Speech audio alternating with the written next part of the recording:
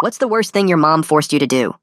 I was 17 when my mom shoved me on my bed, locked the door behind her, and told me, "You're going to keep your mouth shut about this. I know you saw me at the Marriott with Martin." I tried to deny it, but she cut me off. "If you tell your father, I'll make sure everyone knows about the register money." My stomach dropped. "That was $20 for gas, Mom. I paid it back the next day." She smiled. "Who's going to believe that? I have the security footage. You'll lose your scholarship. No college will accept a thief." I stared at her. "You're blackmailing me?" She grabbed my shoulders. "Your siblings will lose their school if we divorce. The house will be gone. This is your fault for following me. Now we both stay quiet." She turned me into her alibi system. Every Thursday was book club, but she was with Martin. When Dad called, I had to say she was at the gym. She deleted family events to make time for him, made me cover when she missed my brother's soccer games. "Tell him I have a migraine." Then she started bringing Martin around as her business consultant, helping with her resume. Dad would shake his hand, grateful. So generous of Martin to help out. Mom would squeeze my shoulder while I wanted to scream. Dad planned a surprise 20th anniversary party, asked me to help coordinate. He booked her favorite restaurant, invited 70 people. When Mom found out, she cornered me in the kitchen. "You should have warned me. Cancel it." I told her I couldn't. "Then I'll tell him you've been stealing from my purse too." 2 weeks later, Dad got laid off. Mom kept spending on hotels with Martin while Dad worried about the mortgage. He took a night job stocking shelves, apologized to Mom for being absent. She texted me from Martin's bed. "Your father's pathetic. Martin knows how to treat a woman."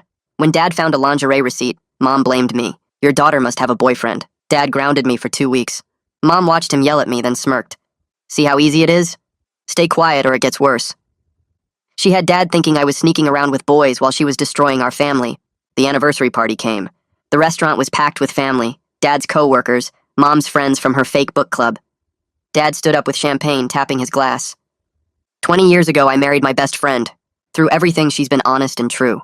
Mom stood to respond when Martin walked in. Nobody had invited him. Mom went pale, grabbed my wrist under the table. "Why is he here?" "I didn't invite him," I whispered. "Fix this or I'll destroy you right now," she hissed. Dad looked confused why Mom seemed upset about her business consultant showing up. Mom stood suddenly. "Before I speak, our daughter has something to confess." The room turned to me. "She's been stealing from us to support her drug problem." 70 people stared at me. Dad's mouth fell open. That's when I stood up. "Mom's been having an affair with Martin for 2 years. She threatened to ruin my life if I told anyone." The silence was deafening. Martin tried backing toward the door, but Dad's brother moved to block him. I pulled out my phone with shaking hands. "I've been recording her threats for months." I hit play. Mom's voice filled the room, clear and cruel, threatening to destroy my future if I exposed her. Her sister gasped from across the room. "Is this why you borrowed $30,000 from me?" Dad's best friend, who worked at his company, stood up. "Martin's been billing us for fake consulting. I have the invoices." My grandmother pushed back her chair. "I knew something was wrong at Christmas when you couldn't look me in the eye." The pieces clicked for Dad. Mom hadn't just cheated. She'd funded it with money from his company. The accountant from Dad's work was already on his phone. "We need to call the police. This is embezzlement." Mom tried lunging for my phone. "She's lying. Check her phone for drugs. She's high right now." 2 uncles had to hold her back while she screamed, "You ungrateful beach, and I gave you everything." I showed Dad's lawyer friend my folder of evidence. Screenshots, bank statements, recordings, everything I'd collected. Mom was dragged out by police minutes later, and that's how I found out about her Plan B. It took over a full year for her to go through it. She was out on probation and couldn't go near, but she still found a way to text me without breaking the law. "Hope it was worth it," she said. "I've just sent your crimes to the college board months ago." I stared at the text, my jaw dropping, as hundreds of emails from all the colleges I've applied for started flooding in. I opened them with shaking hands. I sit frozen at my laptop staring at the flood of emails from colleges, each one a variation of "concerns regarding your application integrity," and my hands won't stop shaking, because this is exactly what she threatened. The subject lines blur together as more notifications ping in, and I realize Mom actually did it. She sent whatever poison she'd been holding over me for months to destroy my future. My phone sits next to the laptop, and I pick it up with trembling fingers, scrolling to Dad's number. He's on break at the warehouse right now, probably eating the sandwich he packed this morning in the dark before his shift started. I press call and listen to it ring 3 times before his tired voice answers. My voice cracks when I try to explain what's happening, the words coming out in a jumbled rush about emails and colleges and Mom's text message. He sounds exhausted, but he cuts through my panic immediately and says he'll call Nolan, his lawyer friend from the party. He tells me not to respond to any emails until we figure this out together, and I can hear machinery beeping in the background as he talks. I promise I won't touch anything, and we hang up, and then I'm just sitting there staring at my laptop screen while more emails keep arriving. Each notification sound feels like a punch to the stomach. I count them obsessively, refreshing my inbox every few seconds to see if more schools have joined the pile. 8 colleges so far. 8 places that were supposed to be my escape route from this mess, all questioning whether I'm worthy of admission. I close the laptop because I can't look at it anymore, but closing it doesn't stop my brain from replaying Mom's text over and over. She planned this. While she was sitting in her probation meetings and pretending to comply with court orders, she was building this bomb to drop on me. I pace around my room for 3 hours, checking my phone constantly for updates from Dad. He finally texts at 4 saying Nolan will call me tonight after he reviews everything, and that I should forward all the emails to both of them right now. I open my laptop again with shaking hands and start forwarding, one by one, watching the list grow in my sent folder. Each forward feels like admitting defeat, like proof that Mom won this round even from probation. By the time I finish, it's almost 5 and my stomach is twisted in knots. I hear Dad's car pull into the driveway at 7 in the morning, earlier than usual for his overnight shift to end. He still has his work vest on when he walks through the door, his face gray with exhaustion and worry. We sit at the kitchen table with my laptop between us and forward everything to Nolan along with the background about Mom's threats and the recordings I saved on my phone. I have to explain about the recordings again, about how I started documenting everything after the first few months of her blackmail, because some part of me knew I'd need proof eventually. Dad listens without interrupting, his jaw clenched tight, and I can see him processing how badly he missed what was happening under his own roof. Nolan responds within an hour, even though it's barely 8 in the morning, and his email is calm and methodical in a way that makes me feel slightly less like I'm drowning. He says this might violate Mom's probation, and we need to document everything carefully without direct contact. He lists out specific steps in numbered points, things like screenshotting everything, saving all correspondence, and absolutely no responding to Mom's text or any attempts at contact. Dad reads the email twice, then looks at me across the table and says, "We're going to fight this, that Mom doesn't get to destroy my future after what she already did to our family." I nod, but I can't quite believe him yet because right now it feels like she's winning. I go back to my laptop after Dad heads upstairs to sleep, and that's when I see the email from my top choice scholarship program. My hands freeze over the keyboard as I read the subject line twice to make sure I'm seeing it right. They're putting my award on hold pending a thorough review of character concerns brought to their attention by a concerned party. $15,000 a year just vanished because Mom decided to burn my life down from probation. I have to grip the kitchen counter to stay standing because my legs suddenly don't feel solid enough to hold me up. The email is professionally worded and carefully neutral, but I can read between the lines. Someone sent them something bad enough that they're questioning whether I deserve their money, whether I'm the kind of student they want representing their program. I read it 3 more times looking for any hint of what exactly they received, but it just says, "Concerns regarding conduct and integrity," without specifics. I forward it to Nolan and Dad with shaking hands, then sit back down at the table and put my head in my arms. This scholarship was supposed to make everything possible. Without it, even if I get into my top school, I can't afford to go. Mom knew exactly where to aim to cause maximum damage. The weekend drags by in a horrible fog, where I can't focus on anything except refreshing my email and waiting for more bad news. Danny asks me twice if I'm okay, and I lie both times, telling him I'm just stressed about finals. Rita wants to play a board game on Saturday afternoon, and I sit through it mechanically, moving pieces without really seeing the board. Dad works his overnight shift Saturday night, and comes home Sunday morning looking even more exhausted, but he sits with me at the kitchen table again to go through Nolan's latest email. Nolan wants copies of everything I have documenting Mom's threats, a timeline of events and contact information for anyone who witnessed her behavior. He's building a case to take to her probation officer, and reading his clinical legal language makes this all feel simultaneously more real and more surreal. Monday morning, my guidance counselor, Miss A. Ray, calls me into her office first thing, before first period even starts.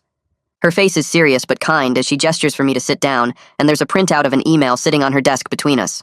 She asks me to explain what's going on, and I realize with a sinking feeling that Mom didn't just target colleges. She went after my high school reputation, too. Mr. Ray slides the printout across the desk and I scan it quickly, my stomach dropping further with each line.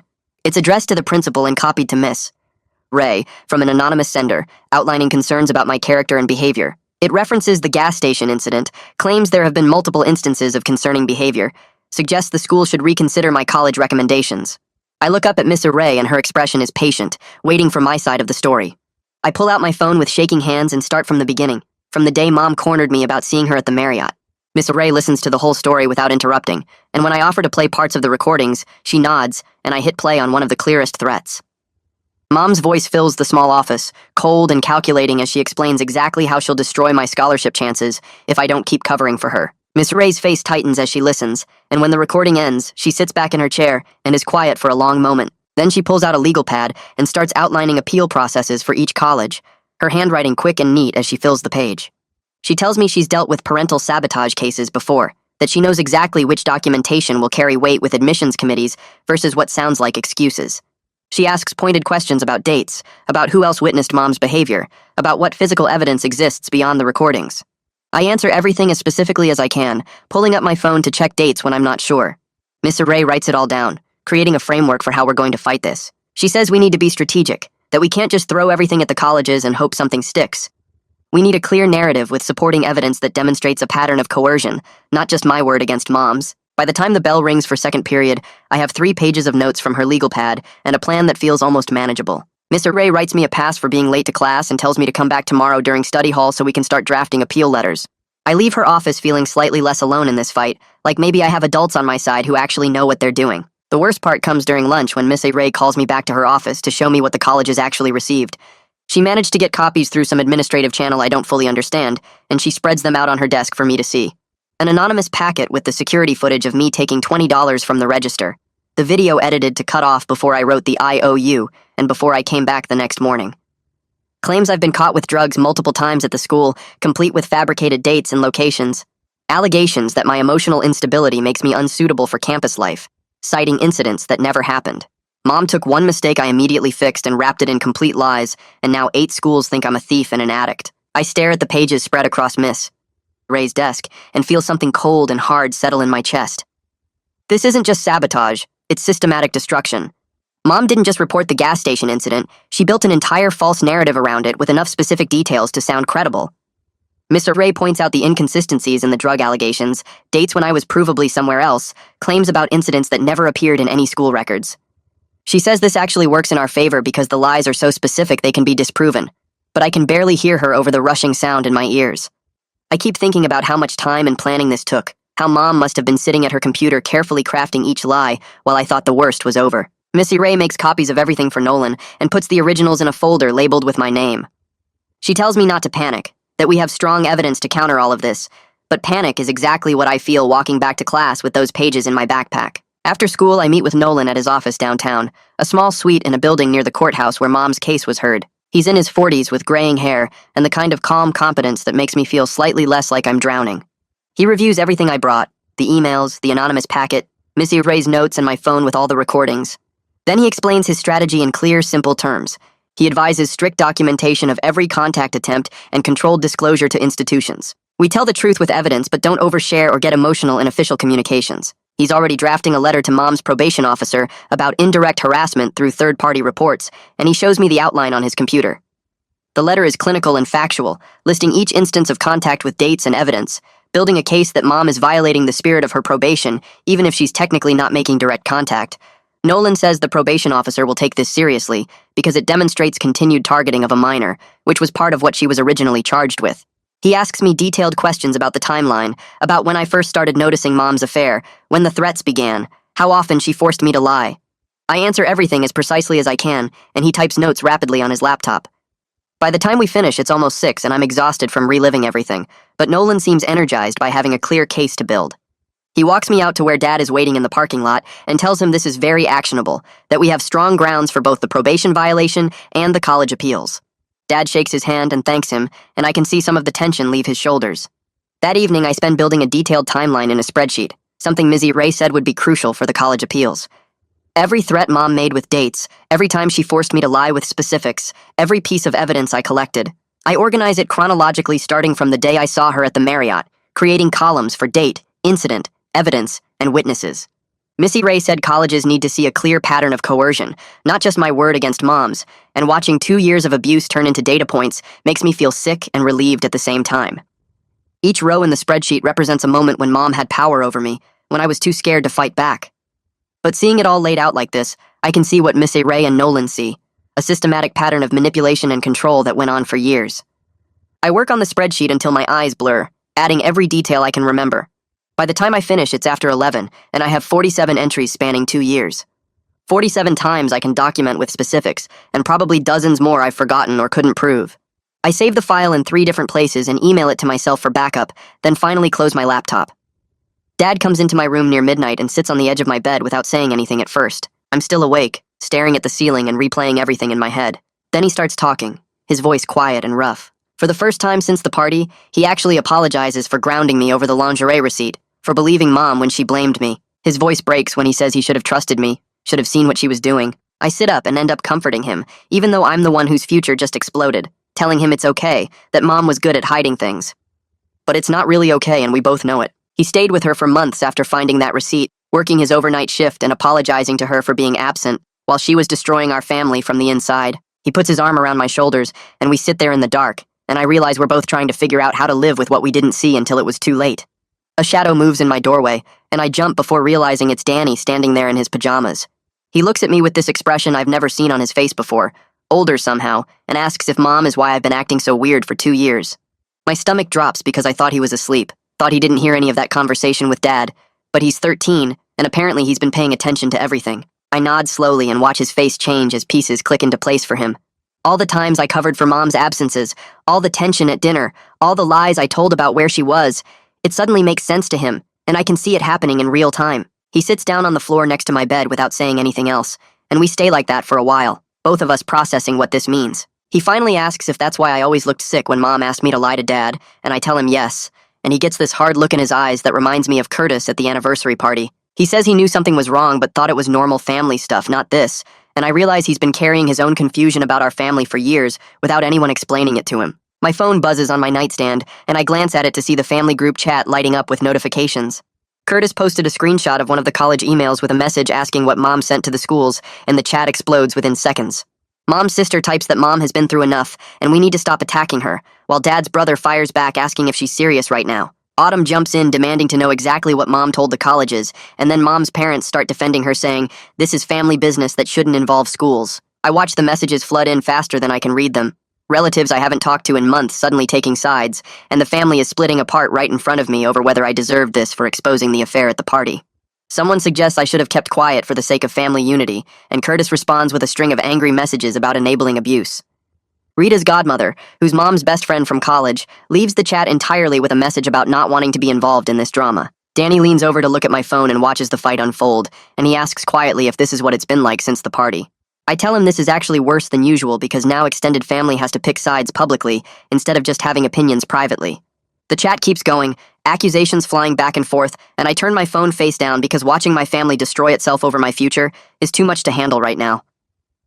The next morning, Nolan calls before I'm even fully awake and says he got me a copy of the actual security footage mom used in her reports to the colleges. He emails it over, and I open the file on my laptop with shaking hands, already knowing what I'm going to see but needing to confirm it anyway. The footage shows me reaching into the register and taking a $20 bill, and the timestamp shows it's from 2 years ago when I borrowed money for gas. But the video cuts off right there, right after I take the money, before the part where I wrote an IOU note and stuck it in the register. Nolan sends a second file showing the full unedited footage from the gas station's backup system, and I watch myself write the note, watch myself come back the next morning before my shift, and replace the 20 with my own money from babysitting. The timestamps prove mom deliberately edited the footage to make me look like a thief, cutting it at the exact moment that would be most damaging and removing all evidence that I fixed it immediately.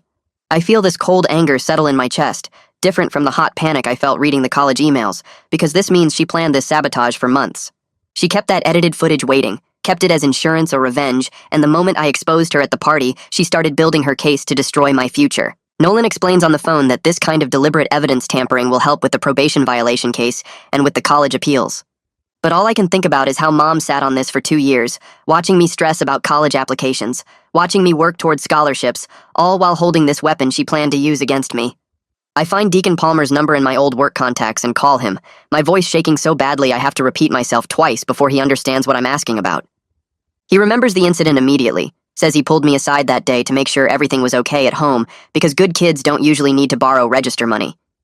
He pulls up the records while I'm still on the phone and confirms I repaid the $20 within 18 hours, that I left a note, that I never did anything like it before or after. Then he says something that makes my throat tight, that what my mom did is messed up beyond belief, and he'll write a statement for the colleges without me even having to ask. He tells me to have Nolan contact him directly for an official affidavit, that he keeps detailed employment records and can prove I was a trustworthy employee who made one mistake under obvious stress and immediately corrected it. I thank him about 5 times before hanging up, and it's the first moment since the email started that I feel like maybe someone will actually believe my side of things. Dad overhears the call from the kitchen and comes to check on me, and when I explain what Deacon offered to do, his whole face changes. He asks why I never told him about borrowing the money, and I remind him that Mom threatened to make it sound worse if I said anything, that she'd already turned the lingerie receipt into a reason to ground me. He looks like he wants to punch something, but instead he pulls out his phone and texts Nolan to coordinate getting Deacon's statement as soon as possible. Miss Ray calls me into her office during lunch period, and she's already printed out a template for college appeals. She's organized it into sections that acknowledge the footage, explain the immediate restitution with documentation, describe the pattern of coercion with the recordings as evidence, and include character references from teachers and employers. She makes me sit down and read the whole thing out loud to her, and I barely get through the first paragraph before my voice cracks. She stops me and makes me start over, saying the colleges need to see strength and accountability, not just victimhood, and that means I have to be able to present my case without falling apart. We practice for the entire lunch period, her correcting my tone when I sound too defensive or too apologetic, until I can read through the whole appeal without crying. She explains that each college will need a customized version referencing their specific concerns, but this template gives me the structure to work from. By the time the bell rings, I have 7 copies printed out, 1 for each remaining school, and a clear plan for what documentation to attach to each one. Missy Ray also makes me promise to let her review each appeal before I send it, because she says one wrong word could tank my chances, and we can't afford any mistakes. 3 days later, the first college responds, and instead of a rejection, they offer a video hearing where I can present my case to their admissions committee. The email says I have 1 week to prepare and lists the committee members who will be attending, and the thought of defending myself on camera to 5 strangers makes me want to throw up. I forward the email to Nolan immediately, and he calls back within an hour saying this is actually good news, that they're willing to listen instead of just rejecting me outright based on Mom's report. He starts asking me questions about what I'll say, how I'll present the evidence, and I realize I have no idea how to do this without sounding like I'm making excuses or blaming everything on Mom. We schedule a preparation session for that weekend, and Nolan tells me to bring all my documentation organized in the order I'll reference it, because the hearing will probably only last 30 minutes and I need to use that time efficiently.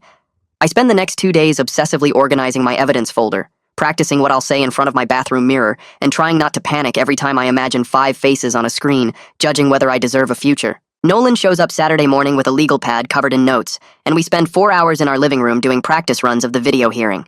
He scripts out safe boundaries for my testimony, tells me to stick to facts, and reference documentation to describe Mom's actions without calling her names or getting emotional about family drama, and to redirect any questions about the affair back to my academic record and character. Then he pretends to be a hostile committee member and asks me brutal questions about why I didn't report Mom's threats sooner, why I participated in her lies, whether I take responsibility for my own choices. The first few times I try to answer, I either get defensive or start crying, but Nolan makes me keep going until I can respond calmly with facts and evidence references. By the end of the session, I can handle his harsh questions without falling apart, can acknowledge my mistake with the register money, while clearly explaining the coercion context, and can present myself as someone who made difficult choices under impossible circumstances, rather than as either a victim or a liar. Dad watches part of the practice session, and afterwards he tells Nolan he doesn't know how to thank him for helping like this. And Nolan just says he's seen what parental manipulation can do to kids' futures, and he's not letting Mom get away with it. I submit a request through Nolan to get certified records from Mom's embezzlement case, the official documents that will prove her pattern of threats and manipulation to the college committee. Nolan explains that the prosecutor's office has to review and approve the request, that it might take a few days, and that I should be prepared for the records to be harsh reading because they'll include detailed witness statements about what happened at the anniversary party. I wait 3 days checking my email constantly before the packet finally arrives as a PDF with an official county seal. I open it on my laptop and spend an hour reading through witness statements from the party, including direct quotes from the recordings that were entered as evidence in Mom's case. Seeing it all laid out in official legal language makes it feel more real and less like a nightmare I imagined. The prosecutor's summary describes Mom's actions as a calculated pattern of coercion and intimidation targeting a minor family member, and that clinical description of what I lived through for 2 years somehow validates that it wasn't normal, wasn't something I should have just handled better. I print 3 copies of the entire packet, 1 for the video hearing, 1 for my records, and 1 to send to the scholarship committee with my appeal. Gibson Ayala, the accountant from Dad's old company, sends an unsolicited letter to Nolan explaining Martin's fraud pattern and how Mom helped conceal it by threatening family members into silence. I didn't even know Nolan had contacted him, but apparently Gibson reached out on his own after hearing about the college situation through Curtis. The letter describes in technical detail how Martin's fake consulting invoices worked, how much money he stole from the company, and how my exposure at the anniversary party actually saved the company from even worse losses because it triggered an immediate audit. Gibson writes that my actions demonstrated integrity under extreme pressure, and that any college would be fortunate to have a student with that kind of moral courage. Nolan explains that this letter from a neutral professional, someone with no family connection who can speak to the business side of Mom's crimes, carries weight that family testimony never could. I add Gibson's letter to my evidence packet and feel slightly less like I'm just a kid begging colleges to believe my word against my mom's. School becomes completely unbearable when rumors start spreading that I'm under investigation for theft and drugs. Kids I've known since elementary school suddenly avoid me in the hallways. Conversations stop when I walk by, and I catch people staring at me during lunch. Someone writes NARC on my locker in permanent marker, and when I report it to the office, they say they'll look into it, but I can tell they don't really care. A girl from my chemistry class asks if it's true I got kicked out of college before even starting, and when I try to explain it's complicated, she just walks away. My former lab partner requests a new partner without explanation, and the teacher approves it without asking me if I'm okay with the change. I realize Mom's poison is working exactly how she intended, destroying my reputation even from probation, turning me into a pariah at the school right when I need support the most. I stop eating in the cafeteria and start spending lunch in Ms. Ray's office, and she doesn't ask why, but she always has her door open for me. The next day, Maggie tracks me down in the hallway between classes and grabs my arm hard enough to make me stop. She looks mad in a way I've never seen before, her face red and her jaw tight. She asks why I never told her about my drug problem, and I just stare at her because what is she even talking about? I try to explain it's all lies, that Mom made everything up to destroy my college applications, but Maggie cuts me off and says her mom got a call from someone claiming to be my concerned aunt. This person told Maggie's mom I was using drugs at the school, stealing to support my habit, and that parents needed to keep their kids away from me for their own safety. My hands go cold as I realize what Mom did. She didn't just send reports to colleges and the school. She's been calling parents directly, spreading poison through the entire parent network, turning my friends against me by making their parents scared. Maggie says her mom won't let her hang out with me anymore, and she just wanted to hear the truth from me before she stops talking to me completely. I try to show her the recordings on my phone, but she backs away like I might hurt her. She says she has to go and walks off fast, leaving me standing there in the middle of the hallway while other kids flow around me like I'm invisible. The anger hits so hard I can't breathe right. I go to the office and tell them I'm sick and need to go home, and they let me leave without asking questions because I probably look as awful as I feel. I can't stand being home alone with my thoughts spinning, so I text Dad during his dinner break and ask if I can come to his shift. He says yes without asking why, just sends me the address of the big store where he works nights. I drive over around 10 and find him in the back warehouse wearing a vest that's too big, unloading boxes from a truck. He's been doing this for 6 months now, this job he's way too smart for, because Mom's affair and the embezzlement scandal got him fired from his real career. I watch him for 8 hours straight, following him around the store as he stocks shelves with cereal and canned soup and laundry soap. His back hurts. I can tell from how he moves, but he doesn't complain. He just keeps working, scanning boxes, stacking products, checking his list. Around 2 in the morning when the store is empty except for us and 2 other workers, I really understand what Mom did to our family. It's not just the betrayal or the lies. It's this. It's watching my dad, who used to manage projects and lead teams, now stocking shelves for minimum wage because she destroyed his reputation. It's the grinding daily cost that doesn't end, the way every single day he has to do work that's beneath him just to keep our house. It's knowing that while he was working this terrible job and apologizing to her for being absent, she was in hotel rooms with Martin spending money we didn't have. I sit on a pallet of paper towels and watch him work, and feel this cold understanding settle in my chest that some damage doesn't heal. It just becomes part of how you live. Mr. Ray calls me into her office the next week and says we need to draft a personal statement I can send with my appeals. She explains that colleges need to see me take responsibility for my choices while also understanding the pressure I was under. We spend 3 hours after school working on the first draft, and it's awful. I sound either like I'm making excuses or like I'm playing the victim. Miss Ray makes me start over. The second draft is too angry, the third is too formal, the fourth doesn't explain enough. By draft 7, I'm crying in her office because I can't figure out how to tell the truth without sounding bitter or weak. She makes me take a break, brings me water, and then we try again. Draft 8 is better but still not right. Draft 9 gets closer. By draft 11, we finally have something that sounds mature and honest instead of self-pitying. It's the hardest thing I've ever written because I have to explain how Mom threatened me without making it sound like I had no choice at all. I have to own that I participated in her lies while also showing why I felt trapped. I have to sound strong enough that colleges will trust me, but vulnerable enough that they understand the pressure was real. Miss Ray reads the final version twice and nods. She says this is good.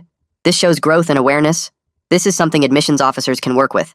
I save it to my laptop and send copies to my email and Dad's email and Nolan's email because I'm terrified of losing it. The video hearing happens on a Thursday afternoon in Mrs. Ray's office using her computer. 3 admissions officers appear on screen, 2 women and 1 man, all looking serious and professional. They introduce themselves and explain, "This is my opportunity to address the concerns raised about my application." The man starts asking questions immediately. Why didn't I report Mom's threats sooner? Why did I participate in her lies for 2 years? Whether I take responsibility for my own choices or if I'm blaming everything on my mother.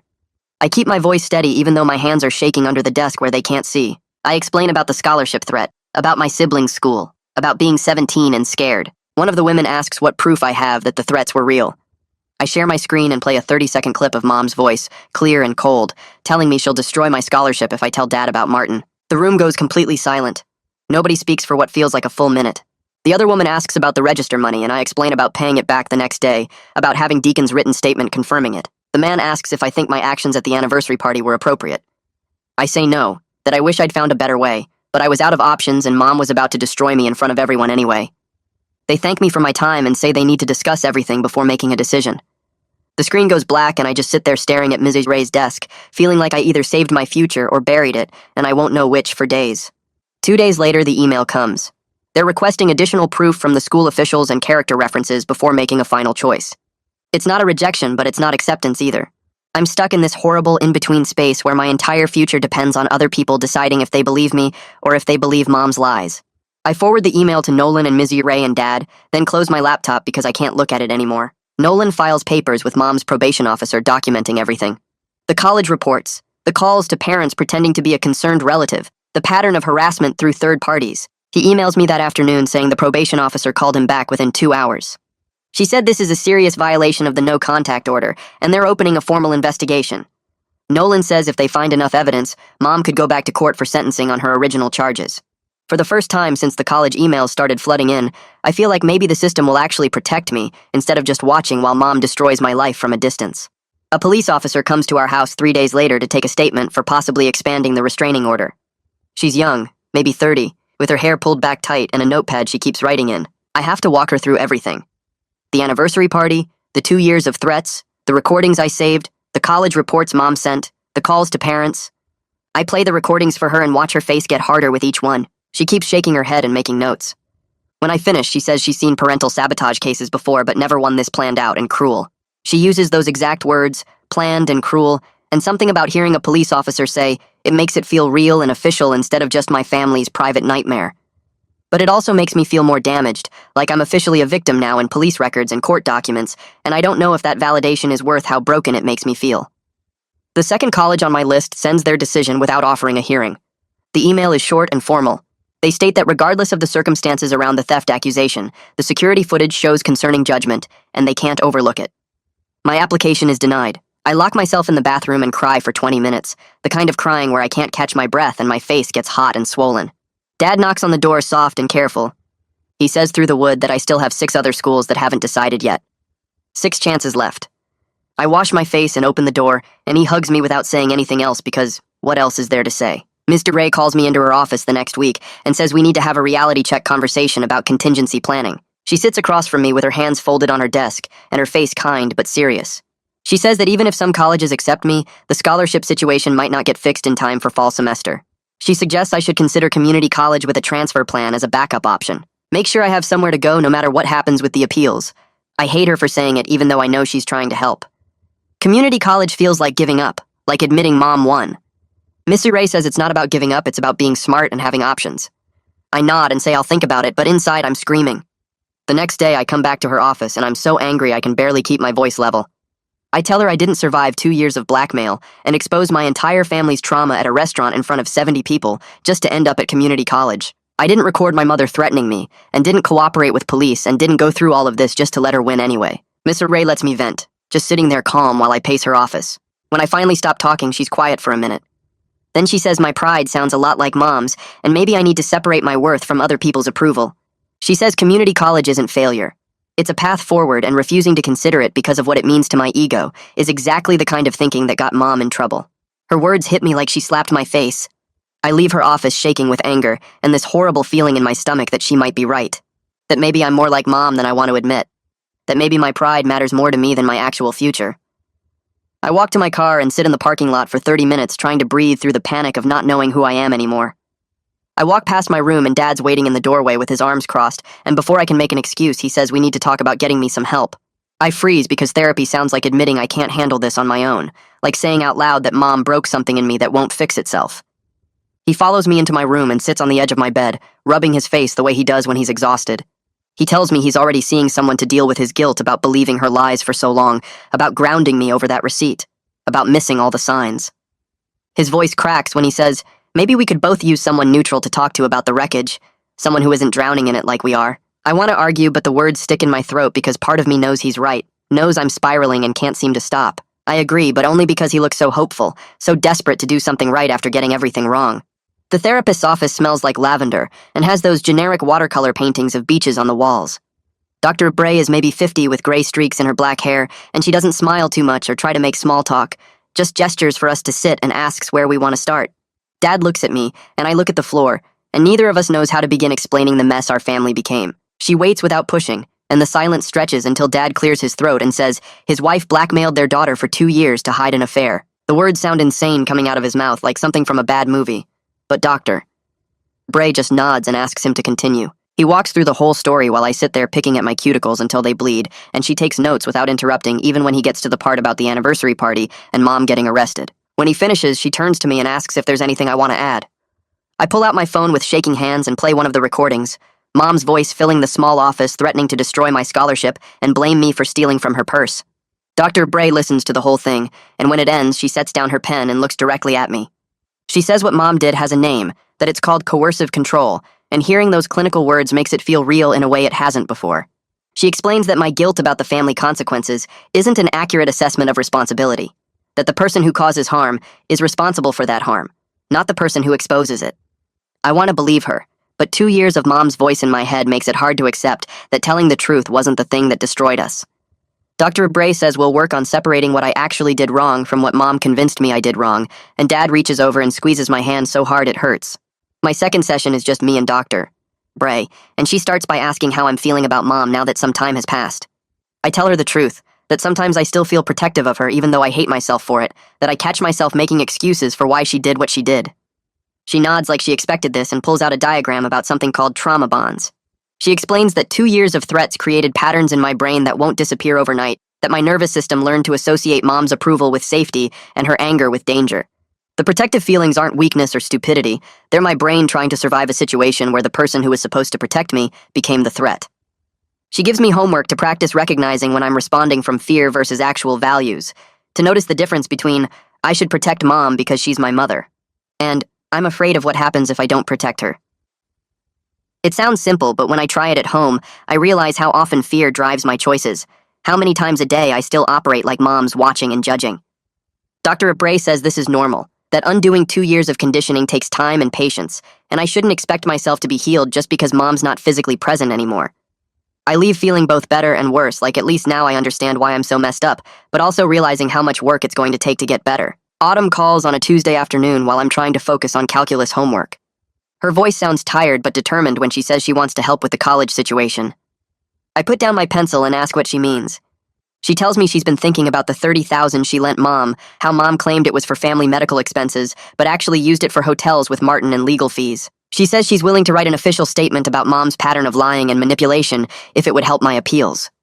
My throat gets tight because Autumn is Mom's mother, and choosing to support me means publicly admitting her daughter is exactly as bad as everyone says. I ask if she's sure because this will make things worse with Mom's side of the family. Autumn laughs, but it sounds bitter. She says she's already lost her daughter to whatever darkness makes someone hurt their own child, and she's not going to lose her granddaughter too by staying silent. She asks me to have Nolan contact her about the affidavit process. I thank her 3 times before hanging up, and then I sit there staring at my phone trying to process that someone from Mom's own family believes me enough to go on record. The family group chat explodes within an hour of Autumn posting that she's supporting my college appeals. Mom's sister types in all caps demanding to know how Autumn can betray family loyalty by airing private business to strangers. Curtis responds that protecting an abuser isn't loyalty, it's enabling, and suddenly 30 people are arguing about whether truth or privacy matters more. Dad's side keeps posting about accountability and doing the right thing. Mom's side keeps talking about forgiveness and moving on and not destroying Mom's life further. My phone buzzes constantly with notifications, and I watch my extended family split down the middle in real time. Cousins taking sides and aunts blocking each other. Someone posts a Bible verse about forgiveness. Someone else posts statistics about family abuse. My uncle shares a meme about toxic family members, and 3 people leave the chat immediately. I mute the notifications but keep reading because I can't look away from the wreckage, from watching people who used to sit together at Thanksgiving now calling each other names and threatening to never speak again. Rita texts me privately, asking if this is her fault, and I have to reassure my 10-year-old sister that adults destroying their relationships over their own choices has nothing to do with her. The news about Martin's plea deal breaks on a Thursday morning. 3 years probation, full restitution to Dad's company, 200 hours of community service. Nolan forwards me the link to the local paper's article, and I read it during lunch in my car. The headline says, "Local man pleads guilty to embezzlement scheme," and includes our last name in the second paragraph because Martin specifically defrauded Dad. Seeing our family business in print makes my stomach turn. The article mentions the anniversary party exposure without naming me directly, but everyone in town knows the story by now. I feel exposed and vindicated at the same time, like finally there's official confirmation that I wasn't lying or exaggerating, but also like our private nightmare is now public entertainment. Kids at the school will definitely see this. Teachers will read it. College admissions officers might find it if they search our name. I sit in the parking lot for 20 minutes after the bell rings trying to decide if this helps or hurts my case. I make the mistake of scrolling to the comments section on the article. Someone with a cartoon profile picture says our family is clearly dysfunctional, and the daughter probably learned manipulation from the mother. Another person argues I was brave to expose the truth. A third suggests I'm just as bad as mom for using public humiliation tactics instead of handling it privately. Someone asks why I didn't just tell my dad quietly. Someone else points out that I tried staying quiet for 2 years, and it only got worse. The debate goes on for 60 comments, and I read every single one even though my hands start shaking. People I've never met have opinions about my trauma, about whether I'm a victim or a villain or both. They speculate about our family dynamics and make assumptions about my character based on one newspaper article. I finally close my laptop when someone suggests I exposed mom at the party for attention and revenge, not justice. Dr. Bray's voice in my head reminds me that strangers' opinions don't define my truth, but it's hard to remember that when 30 people are debating whether I'm a good person. Ms. Ray calls me into her office with news that the scholarship committee wants a phone interview. She hands me a printed email with the date and time, tells me I have 2 days to prepare. The email uses phrases like, discuss the allegations, and hear your response, and my chest gets tight reading it. Nolan comes to the house that night, and we spend 3 hours organizing my documentation into a clear narrative. He makes me practice explaining the gas station incident, the immediate restitution, the timeline of mom's threats, the evidence of retaliation. Mr. Ray joins us the second evening and role-plays being a skeptical committee member, asking harsh questions about why I participated in mom's lies and whether I take responsibility for my choices. By the end, I can walk through the whole story without crying, hitting the key points Nolan identified as most important. We create a folder with everything organized by topic, so I can reference it quickly during the call. Deacon's statement about the repayment, the recordings of mom's threats, the court records from her embezzlement case.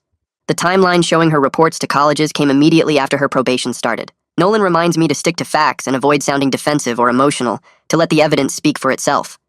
I practice until my voice sounds steady and confident, even though inside I'm terrified they'll decide mom's version is more believable than mine. The scholarship interview lasts 45 minutes and I'm sweating by the end of it. The committee chair introduces 3 other people on the call, and I can hear papers rustling in the background. They ask me to walk through what happened with the register money, and I explain the $20 for gas, the IOU I wrote, the repayment the next morning. They ask why I didn't report mom's threats immediately, and I tell them about her leverage with the security footage, about believing her when she said no one would accept me as a thief. One committee member asks pointed questions about my judgment in participating in mom's lies for 2 years. I take a breath and reference the recordings, offer to play them demonstrating the pattern of coercion. They decline but ask me to email the files after the call. Another member asks about the drug allegations, and I explain that mom made those up as retaliation, that I've never been suspended or disciplined at the school. I mention the formal letter Miss Ray is preparing to verify my conduct record. The chair asks about my academic performance, and I tell her my GPA stayed above 3.7 throughout everything. They thank me for my time and say they need to verify my conduct record with the school before making any decisions. The call ends and I sit there staring at my phone, back to waiting while strangers decide if I deserve a future or if mom's poison worked well enough to destroy it. Missy Ray gets contacted by the scholarship committee and 4 of the remaining colleges within 2 days, all requesting the same thing. Official verification that I have no disciplinary record at the school. She works with the principal to draft a formal letter confirming I've never been suspended, never been cited for drugs, never had any behavioral issues on file. She tells me later that she made sure to include a paragraph noting my academic performance stayed strong despite extraordinary family circumstances, and that she emphasized my involvement in tutoring younger students and maintaining honor roll status. The letter goes out certified mail to all 5 institutions, and then it's more waiting. I check my email obsessively, refresh my phone every 10 minutes, jump whenever a notification comes through. Dad tells me to distract myself with homework or friends, but I can't focus on anything else. My entire future depends on whether these institutions believe their documentation and my evidence over mom's carefully crafted lies. 3 days pass with no response, and I start imagining worst-case scenarios, community college and student loans, and mom winning after all. Dr. Bray reminds me that catastrophizing won't change the outcome, but it's hard to stop my brain from spiraling when everything I've worked for hangs in the balance. The next morning, I sit at my desk with 6 separate emails ready to send. Each one has the same attachments but customized opening paragraphs for the different schools. Nolan comes over after work to review everything one more time. He reads through my personal statement twice, checks that all the recordings are properly labeled, makes sure Deacon's letter and the school verification are included in every packet. He nods slowly and tells me it looks professional and complete. I hover my finger over the send button for each email, and my stomach twists because once these go out, there's nothing left to do but wait. Strangers I've never met will read about the worst parts of my life and decide if I deserve a future. I hit send on all 6 within 2 minutes of each other, and then close my laptop before I can second-guess myself. Nolan squeezes my shoulder and says I did everything I could, and now it's out of my hands. That night I try to distract myself with homework, but I keep refreshing my email every few minutes even though I know responses won't come for days or weeks. The panic attack hits at 2 in the morning when I wake up from a nightmare about Mom standing in front of a college admissions board, showing them the security footage on repeat. My chest gets tight and I can't pull in a full breath. My hands start shaking and my brain spirals into this loop of thoughts about how I ruined everything by speaking up at that party. Maybe Mom was right, and I should have just stayed quiet and protected the family. Maybe I destroyed Dad's marriage and Danny and Rita's stability for nothing. I grab my phone to text Dr. Bray, but then remember the grounding technique she taught me. I force myself to name 5 things I can see in my dark bedroom. The lamp on my nightstand, my backpack hanging on the door, the poster of the solar system on my wall, my shoes by the closet, the alarm clock showing 2:17 in the morning. My breathing starts to slow down a little. I keep going with 4 things I can touch, 3 things I can hear, working through the whole sequence until my chest loosens and I can breathe normally again. I lie there staring at the ceiling and realize this is what healing actually looks like. It's not the fear going away completely. It's learning how to survive it when it shows up. Dad comes home from his warehouse shift the next afternoon looking different somehow. He's smiling when he walks in the door instead of dragging himself to the couch like usual. He drops his work bag and tells me he got called for a second interview at a company in his actual field. It's a day job with decent pay and normal hours and benefits.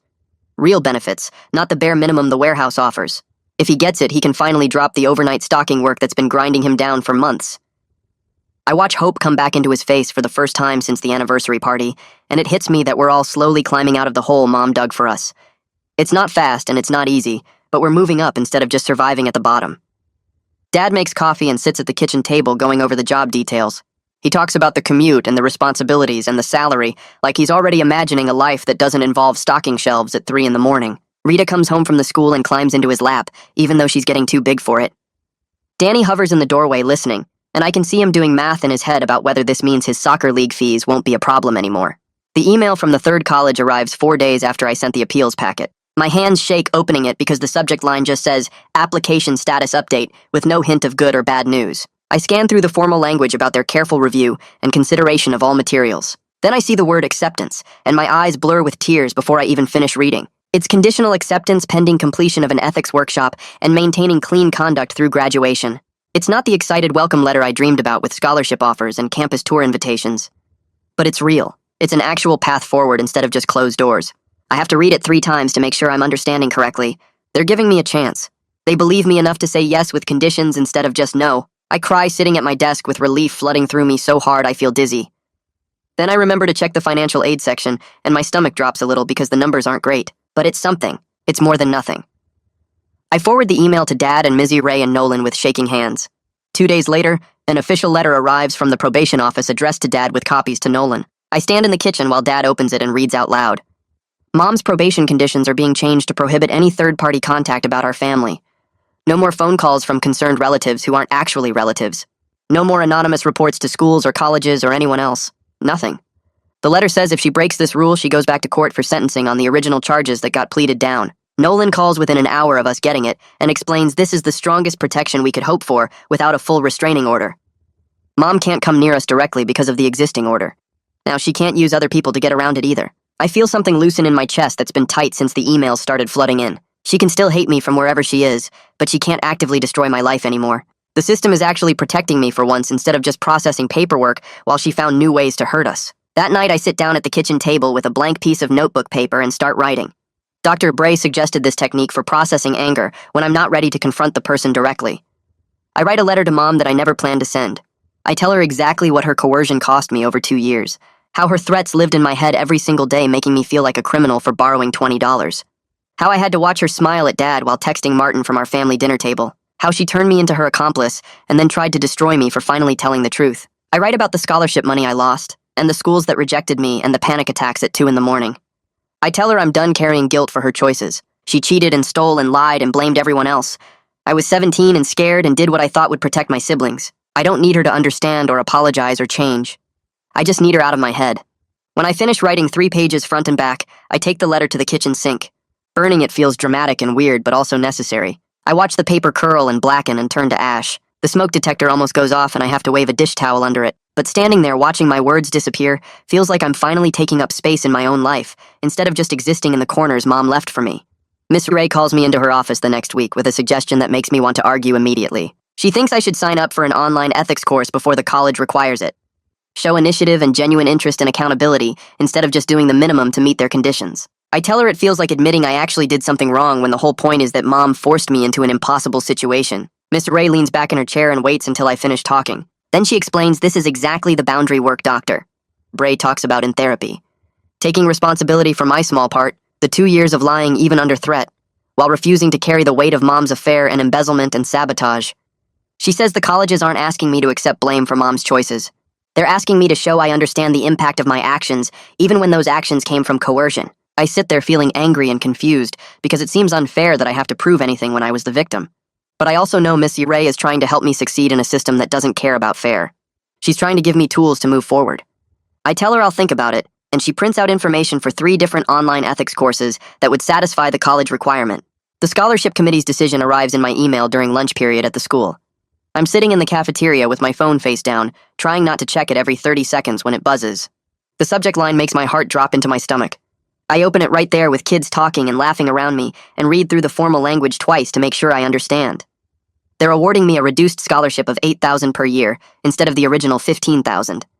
The letter mentions concerning circumstances, but acknowledges the extraordinary duress I faced. It's not what I needed. It's not enough to cover everything. But it's something real instead of nothing at all. I forward it to Dad immediately and he calls me before the end of lunch period. I can hear him doing calculations in the background, probably pulling up loan information and cost breakdowns. He tells me if he gets the day job, we can make the numbers work. It won't be comfortable, but it's possible. We can do this. I eat my sandwich tasting nothing while trying to figure out if I feel relieved or disappointed or both. Dad gets the call about the job offer 3 days later while I'm at the school. He texts me a single sentence that just says, "I got it," with no other details. When I get home, he's sitting at the kitchen table with papers spread out showing the salary and benefits package. He accepted on the spot during the phone call. No negotiating or asking for time to think. Just yes immediately because this job means normal hours and decent pay and health insurance that actually covers things. He came home that afternoon instead of leaving for an overnight shift, and it feels strange seeing him in the house during dinner time. We all sit together at the table for the first time in months. Danny talks about soccer practice. Rita colors on a placemat. Dad serves spaghetti and nobody mentions Mom or the anniversary party or any of the garbage that's been crushing us. Then Rita asks if this means we're normal again and the table goes quiet. Danny looks at Dad. Dad looks at me. I look at my plate. None of us know how to answer because normal died at that restaurant with 70 people watching. We're building something new that's not the before version of our family. But we're together and we're eating dinner and Dad isn't leaving for a warehouse shift in 2 hours. Maybe that's enough for now. The next 2 college decisions arrive in the same week, like the universe wanted to remind me not to get comfortable. The first email is short and direct. They appreciate my appeal and supporting documentation, but have decided not to move forward with my application. They wish me success in my future endeavors. That's it. No explanation beyond the standard language. Just no. The second email is longer and almost worse. They invite me to reapply next year after demonstrating sustained positive conduct. Like I'm on probation, same as Mom. Like I need to prove I'm reformed before they'll consider letting me on campus.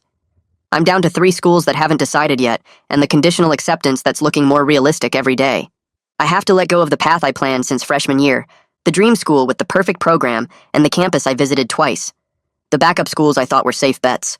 All of it is gone or changed or conditional. My future looks nothing like what I imagined when I was filling out applications last fall. I sit at my desk staring at the acceptance letter from the 3rd college with its ethics workshop requirement and clean conduct clause. This is what I have.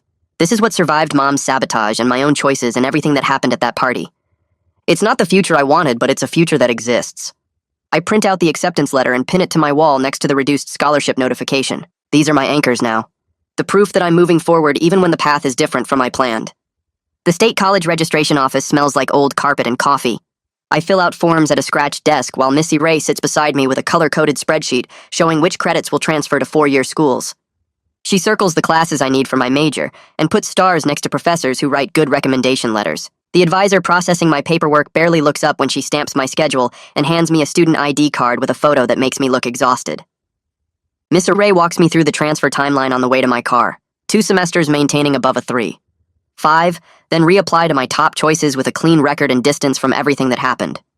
She makes it sound simple and possible instead of like settling for less. I drive home feeling like maybe this adjusted path is strategy instead of failure.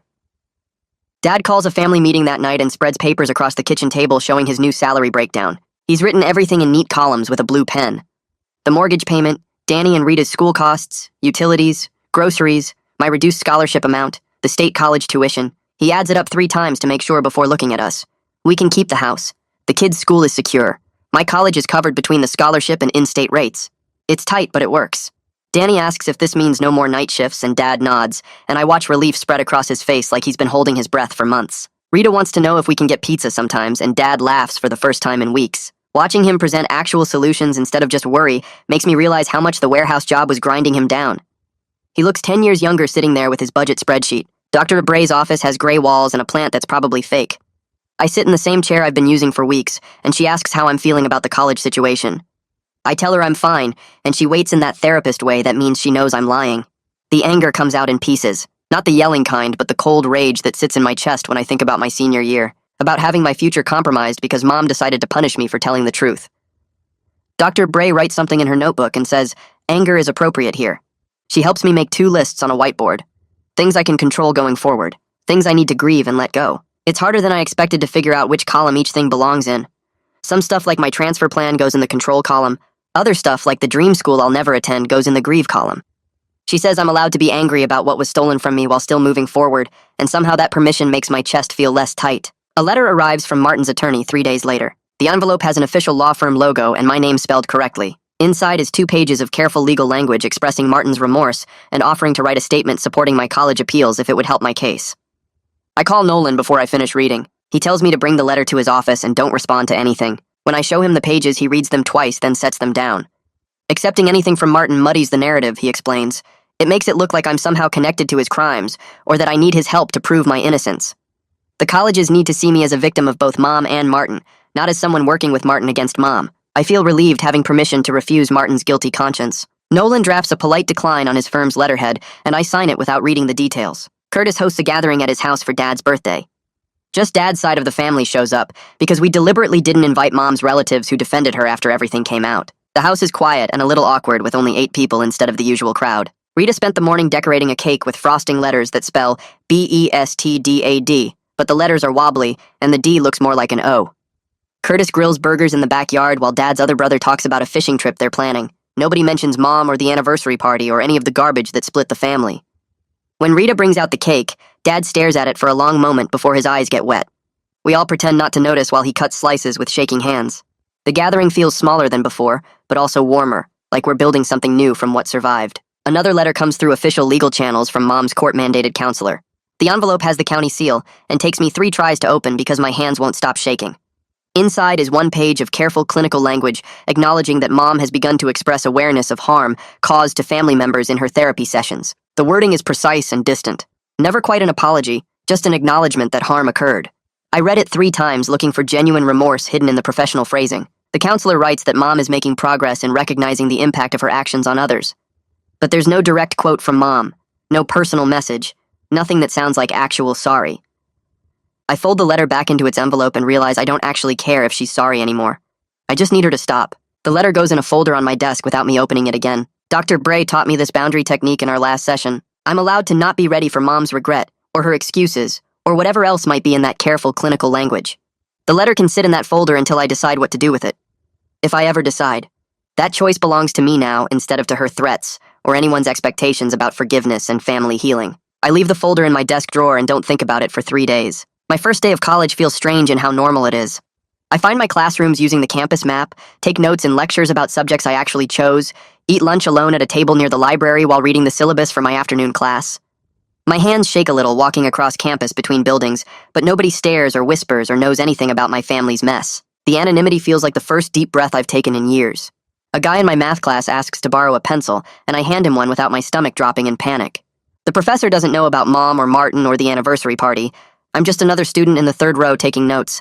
Missy Ray emails me 2 weeks into the semester, asking if I'd be willing to volunteer helping other seniors navigate their college applications. I stare at the message for 10 minutes before replying, yes, even though I surprise myself with the answer. The first student I help is a girl whose dad won't fill out financial aid forms because he's mad about her college choices. She sits in Missy Ray's office crying about how she can't afford tuition without the forms, and her dad says that's her problem. I tell her I understand, and walk her through the dependency override process. Being able to say I've been through something similar, and here's what worked, gives my experience a purpose beyond just surviving it. The Conditional Acceptance College sends confirmation in a thick envelope that arrives on a Tuesday. I open it standing in the kitchen with Dad watching. The letter says if I maintain a 3 to 5 GPA at state school, I can transfer as a junior with my scholarship renewed at the original $15,000 per year amount. It's a 2-year plan instead of the 4-year path I imagined when I was filling out applications last fall. But it's concrete and achievable and written in official language on college letterhead. I print out the letter and pin it to my wall next to the reduced scholarship notification and the state college acceptance.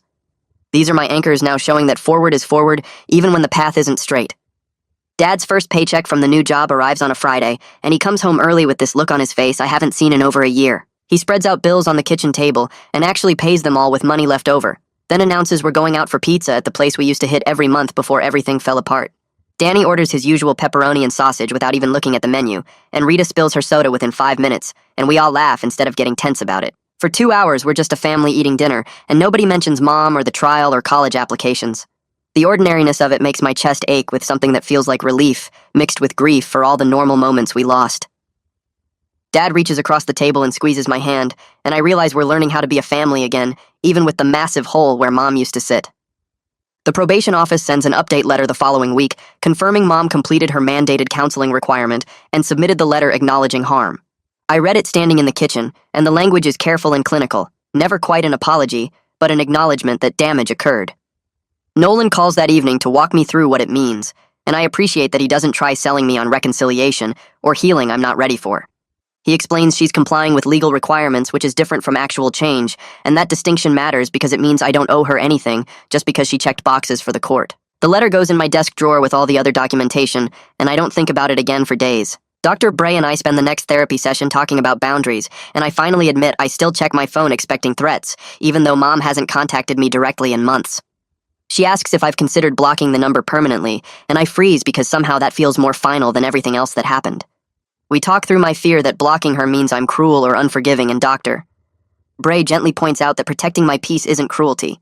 She reminds me I can always unblock it later if I choose, but right now I need space to figure out who I am without her voice in my head threatening consequences. I pull out my phone right there in her office and block the number, and my hands shake, but I do it. The relief is immediate and surprising, and I realize I've been carrying tension in my shoulders for 2 years waiting for the next threat. 3 months into my first semester, my GPA hits 3.8, and I've connected with 2 professors who actually seem impressed by my work ethic and focus. My statistics professor pulls me aside after class to say she's writing an early recommendation letter for my transfer applications and asks if I have time to review her draft. I read it in her office, and she describes me as resilient and conscientious and intellectually curious, and seeing myself through her eyes makes me realize I'm building a new reputation based on who I actually am instead of who Mom tried to destroy. The professor knows nothing about the anniversary party or the embezzlement or the college sabotage. To her, I'm just a student who shows up prepared and asks good questions and turns work in on time. That clean slate feels like the most valuable thing I've earned. The remaining colleges that never responded finally send their late rejections in a batch over one weekend. I open each email and barely register the formal language about competitive applicant pools and difficult decisions because I'm already settled into my current path and doing well. Missy Ray emails Monday morning to congratulate me on my grades and remind me that success isn't about the name on the degree. She writes that I'm proving I can thrive even when the path isn't perfect, and that matters more than any prestigious acceptance letter. I print her email and add it to the wall next to my other anchors, because on hard days, I need reminding that forward momentum counts regardless of the route. Curtis and Autumn show up at the house one evening and ask Dad to sit down because they have something to tell him.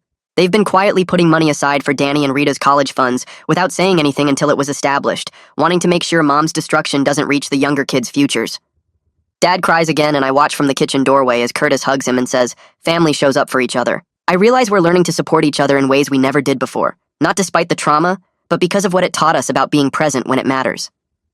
Rita asks if this means she can go to any college she wants, and Autumn laughs and says, "Let's get through elementary school first," and the normalcy of planning for futures instead of just surviving the present feels like progress. I walk past the Marriott on my way to campus one morning, and instead of the usual tightness in my chest, I just feel tired. Tired of carrying the weight of that night and everything that came after. Tired of letting one building represent my family's destruction. I keep walking toward my statistics class and the study group I'm leading later, and the hotel fades behind me like scenery instead of a monument. The building is just bricks and windows and a parking lot, and what happened there doesn't define my entire life anymore. I'm late to class because I stopped to buy coffee, and the mundane reason for my tardiness feels like victory. My final paper for ethics class asks me to reflect on a time I faced a moral dilemma, and I write about the anniversary party with complete honesty. I describe my fear and my complicity, and my choice to speak truth despite knowing it would hurt everyone, including me. The professor gives me an A and writes in the margins that moral courage isn't the absence of fear, but action despite terror. I save that comment in a folder on my laptop because on hard days I need reminding that I did the right thing, even when it destroyed my family's facade and cost me the future I planned. The paper becomes another anchor showing that my experience has meaning beyond just surviving it, that speaking up mattered even when the cost was devastating.